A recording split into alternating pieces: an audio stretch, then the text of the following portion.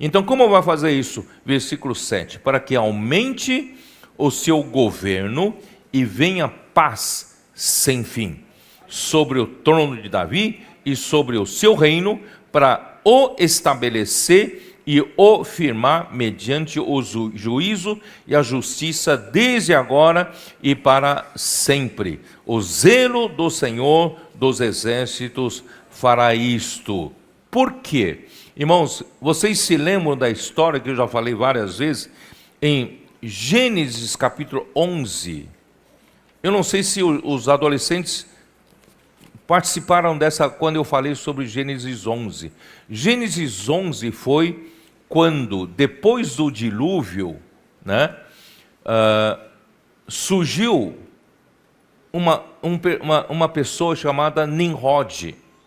Nimrod, ele liderou a civilização humana daquele tempo, construindo cidades. Ele foi o primeiro a construir cidades, ele construiu o seu reinado. E ele começou a dizer para os homens, não precisamos ter medo de Deus, né? Porque naquele tempo os homens todos estavam com medo de Deus exterminar a humanidade de novo com o dilúvio. Então as pessoas tinham medo de errar e Deus castigar, ter medo de... Aí Nimrod falou, não, para de viver assim, nós não precisamos de Deus não, nós homens sabemos muito bem dar conta de si, nós podemos governar nós mesmos. Então ele estabeleceu o governo humano, rejeitando o governo de Deus. Ele rejeitou a Deus, falou, nós vamos cuidar de... Vocês não precisam ter medo de Deus, eu vou cuidar de vocês. Foi assim que Nimrod estabeleceu o governo humano para tirar a dependência do homem com Deus. Isso é o que Satanás está fazendo, né? E, irmãos, isso é o que você vê em Salmo 2. Salmo 2 você vê isso claramente, tá? Só para vocês saberem que a questão é governo. Hoje, né, a luta aqui é pelo governo, pela luta de reinos. No capítulo 2 de Salmos, ali fala o quê? Versículo 1 diz assim, por que se enfurecem os gentios? E os povos imaginam coisas vãs, né? Irmão, por que as nações estão enfurecidas contra Deus, né? E os reis da terra se levantam e os príncipes conspiram contra o Senhor e contra o seu ungido, dizendo, rompamos os seus laços e sacudamos de nós as suas algemas. Quer dizer, Satanás provoca as nações, os príncipes das nações, os líderes das nações, para se rebelarem contra Deus, no mesmo princípio de Nimrod. Nós não precisamos de Deus. Nós vamos romper qualquer laço que o homem tem com Deus. Nós não precisamos ficar debaixo desse medo não de Deus. Nós podemos viver sem Deus, sabe? Então essa é a humanidade, né, corrompida por Satanás. Mas, versículo 4, ri-se aquele que habita nos céus, o Senhor zomba deles, e na sua ira a seu tempo lhes há de falar, e no seu furor os confundirá. Eu, porém, constituí meu rei sobre o meu santo monte Sião, proclamarei o decreto do Senhor. Ele me disse, tu és meu filho, eu hoje te gerei. Quer dizer, Deus escolheu a Cristo, né, como o rei, mas esse rei possui humanidade para poder herdar sobre todas as nações. Por isso que Jesus teve que se tornar um homem, tá? E foi rei escolhido por Deus.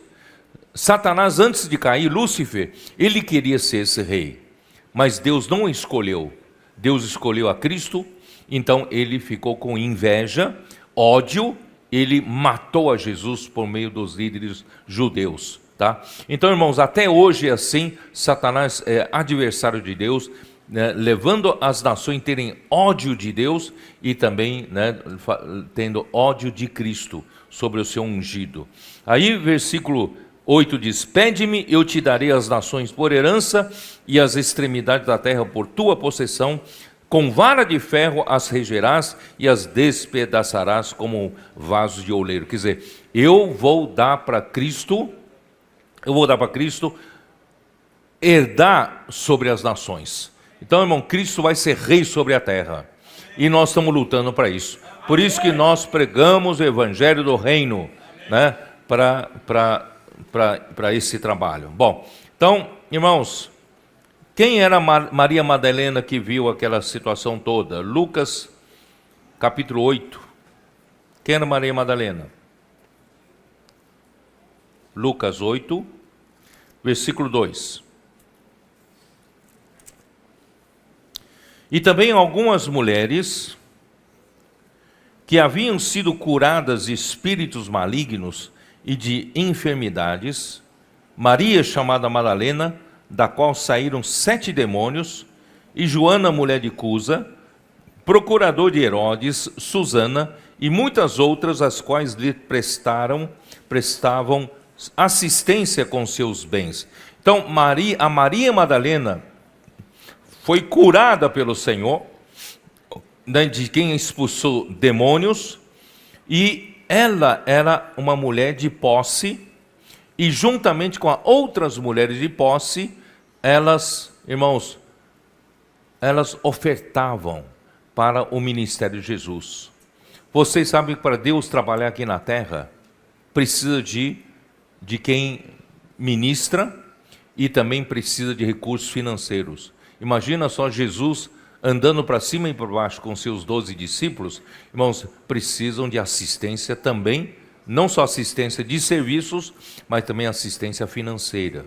Por isso, irmãos, eu creio que em Tocantins, né, nós falamos ontem em duplicar o número de pessoas, dobrar o número de pessoas. Também, irmão, o Senhor vai dobrar também recursos financeiros.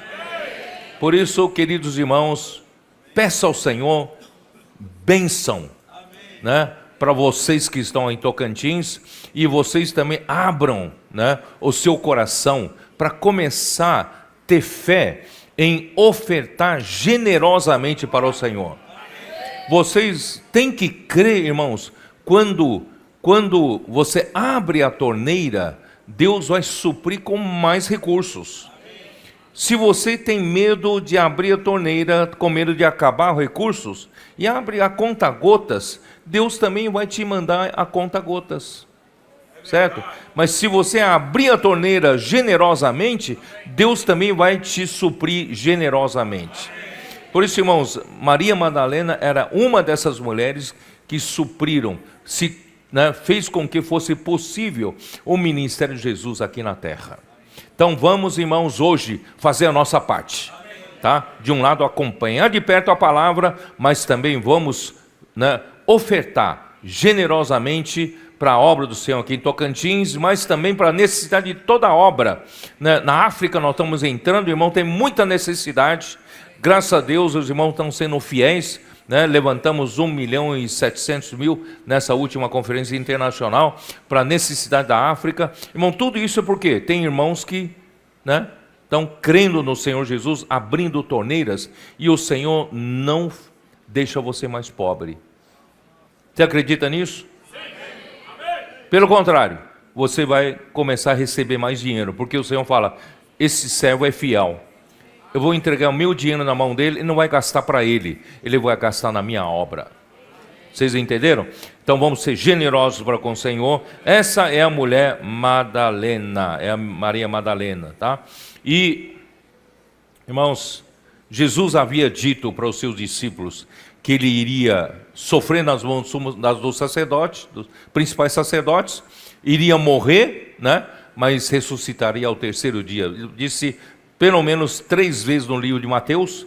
Mas, irmãos, vocês viram que nenhum varão foi de madrugada para o sepulcro para ver se Jesus ressuscitaria ou não. Precisou haver mulheres, né? Em João registra Maria Madalena. Por isso, irmãos, os homens são muito objetivos e as mulheres são mais emocionais. Mas, irmãos, sendo emotiva, tem esse lado bom, são mais sensíveis ao Senhor. O homem tão objetivo que é muito seco, né? E as mulheres movidas, né? Embora Maria Madalena tinha ido para ungir o corpo de Jesus. Acho que nem ela acreditava que Jesus ressuscitaria, né? Mas, irmãos, ela foi a primeira a ver o Senhor Jesus. Ó Senhor Jesus. Mateus 28, vamos ver o registro de Mateus? Mateus 28, versículo 1.